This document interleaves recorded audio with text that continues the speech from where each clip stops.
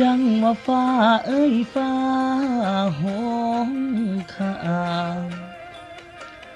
พาให้ใจเหงางวมคิดฮอดตะวันเจ้าจากไปในเมืองตั้งนานป้าอ้ายท่าอยู่บ้านนั่งกินน้ำตาเจ้าคงลืมและน้อคำเบาลืมกระโดนต้นเก่าบอนเฮาสัญญาว่าสิคืนมาบ้านซอยอ้ายดำนารอจนเข้าถือพายังบ่ได้ข่าวเห็นฟ้าอุ้มฝนเบิ่งคือมีคนอุ้มน้องล้างสังหรณ์ฟ้องว่าน้องนั้นมีผู้บ่า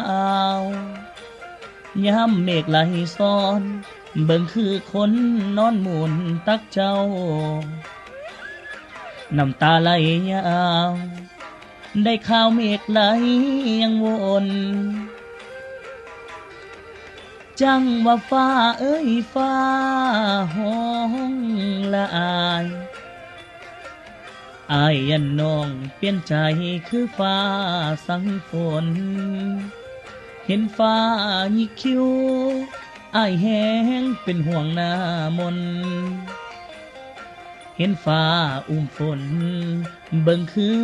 มีคนอุ้มนอน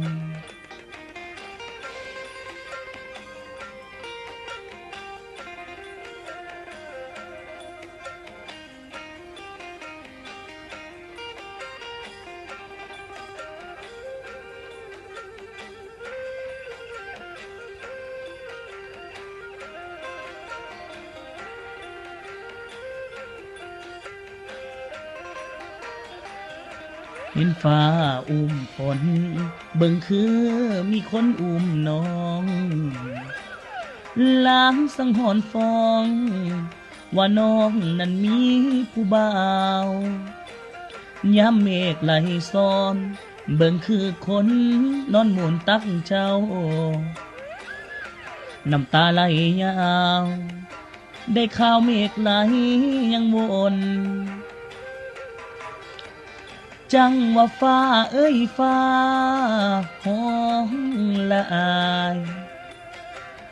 อายันน้องเปลี่ยนใจคือฟ้าสังฝนเห็นฟ้าหยิกคิ้วอ้ายแห้งเป็นห่วงหน้ามนเห็นฟ้าอุ้มฝนเบิ่งคือมีคนอุ้มน้องอ้ายแนมเห็นฟ้าอุ้มฝนคือจังมีคนมาอุ้มแฟนอ้าย